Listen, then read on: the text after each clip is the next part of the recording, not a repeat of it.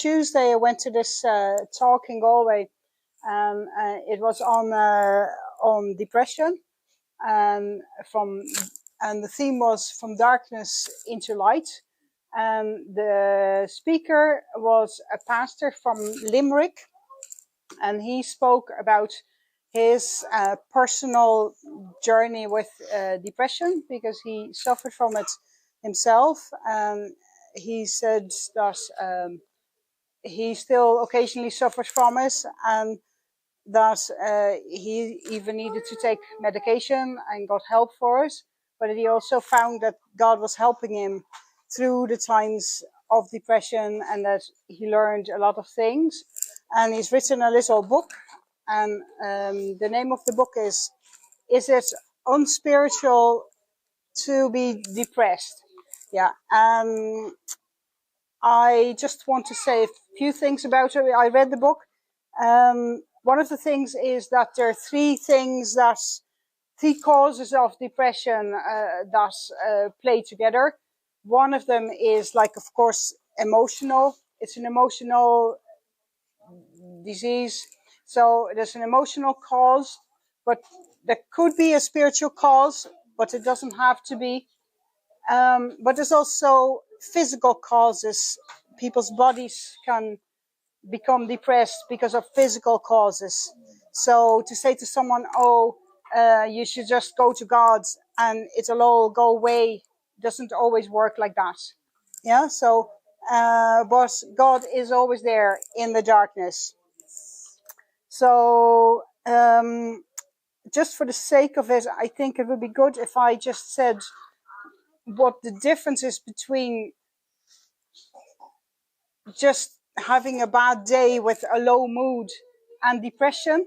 The difference is that if you have depression, it lasts for over 2 weeks. So for longer than 2 weeks, a person has very low mood, a constant state of sadness, no enjoyment of previous enjoyed activities, gloomy thoughts, change in appetite or sleep.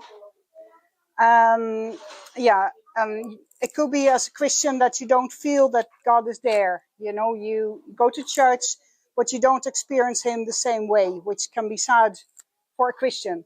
But still, for a Christian, there's always hope, because God is there and we can hold on to him. So if anybody would like to read this book, just talk to me afterwards, and I will write my name in it and you can read it. I've read it, so I don't need to hold on to it for now. And I also wanted to say why this topic just touches me so deeply. Oh yeah, let me first say let me first give his topics that helped him through his depressions. And there were Christian topics that helped him. One of them was maturity, that he felt that he learned in the process of the depressions from God, that to know that God is still there, even though you don't feel him, and other things like that, and that his feelings weren't always right. So if he felt about something that something was a threat, it wasn't always a threat. And he could know that with his mind, but maybe not feel with his body. Then there is a sense of purpose in it. It will help. So purpose that God uses it for the good, even though you don't always see it. God's grace is always there. So if you go now to help to a psychiatrist or a psychologist, they would tell you, and you say, I feel so low. And they'll say, but you're really good, you know. And they work on your self-esteem to make you feel better. But actually, he said, it's better to base your esteem on grace and to say, I don't have to be good, but God is good. Yeah. And I'm only here because of the grace of God, because I don't do everything good. You know, I make mistakes, I sin, and I'm not always good, but God is good and he takes me on and he accepts me as I am. A sense of belonging, that we belong to God, will help us a lot to cope. Love from others and love from God gratitude, being thankful. So saying, like, giving thanks to God for everything in your life, even that he's there in the darkness. A sense of hope, so that there's always hope, even though you don't see us. And that's, God is always hope for us. Even if some people are suicidal, that's, we also give them hope, even though they might not feel it. And he said to encourage people that the mood is often the lowest in the morning, and that if you know that, you can encourage a person to tell them to hold on till the mood lifts a bit later on. So that was one of the things he said. And then he also said, don't throw Bible verses at a person. So it's not that you are not allowed to encourage someone with a Bible verse, but it can actually be unhelpful if you just give them a Bible verse and then walk away. They maybe need more help. I just remember from a personal perspective that I grew up with, my mother was severely depressed. She was hospitalized a number of times. And I remember this elder trying to help her, and he told her this verse, cast your cares on the Lord and he will sustain you. And he said, well, you just have to do it. You just cast your cares on the Lord. And if you can't do it, then you can even roll it, So then that's all you can do. But I remember that my mother was sitting there, and she couldn't do anything with that because she could not do it. She felt she was not able to do this. Yeah. So it was not helpful for her at that moment. Now, I do think that we need help from others. Sometimes we need help that is someone to listen to you. That is to your whole story. Sometimes to your pain.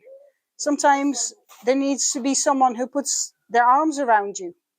There needs to be someone maybe that does your shopping if you can't do your shopping. Someone who minds your children if you can't mind them. There can be lots of things that we can help people with. It doesn't all have to be like Bible, but we also need to live the Christian faith. So that's why this topic touched me so deeply. And though the experience of this pastor was different from my experience, and the way he said that CBT helped him a lot, which is like where you think about the things and you control your emotions with your thoughts. Now, that can be very helpful, but personally, I think it has helped me more to actually that God was able to connect with my emotions, the inside, and from the inside out. Now, because of my mom so depressed, I had this deep fear inside of me, where I thought, I will never want to be like that. Yeah, I don't want to be depressed like her. And it was a big fear, because every time I thought, oh, what if I become like that? But in the past year, the Lord has actually helped me, and he has shown me that in those difficult times, my mom has learned to trust on Jesus completely. Yeah. And she has learned lessons that she couldn't have learned other times. And it had made me see that I want to follow my mom's faith. I don't want to be depressed like her. But even if I do get depressed, yeah, then God is there and he will help me through. So now I don't have to be afraid anymore to become depressed. I may become depressed at some stage, I don't know. And I have been close to it in the past. But God was there, and he always was. And now, can you go to the next slide, Sam, please? Yeah. I painted this picture in the past time here. Now, and this picture, what do you see in the picture? What do you see in the picture? A swan. Yeah, a swan. Yeah. And what's there in the swan? Like, what do you see? What do you see there with the little swan? You see a little swan there, hidden in the with the mummy. Yeah.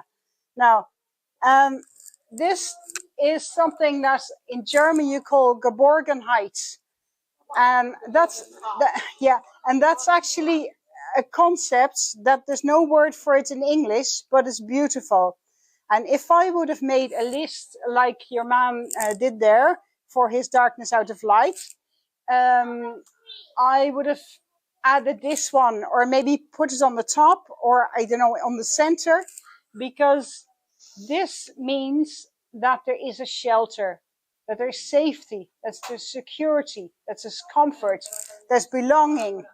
And that is all with God. It's like in this verse, under his wings you will find refuge, under God's wings. And that means that there's no need to worry, whatever comes, and it doesn't matter anymore. Then you can accept God's forgiveness. You can be thankful. You can trust him. There's no worries anymore, and everything falls away. Now that is God's gift to us, that we can guess. Now, if you're depressed, you may not feel this, but you can actually trust that God is there, and he is there around you.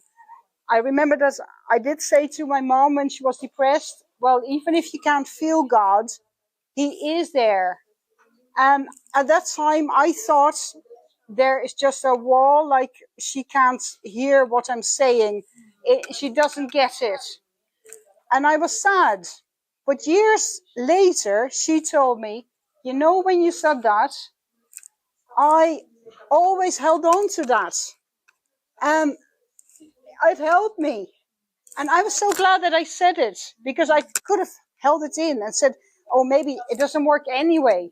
But I did. So I'm thankful that I did. So keep encouraging each other that God is there, and he's always there for any one of us. Yeah, whatever you're going through.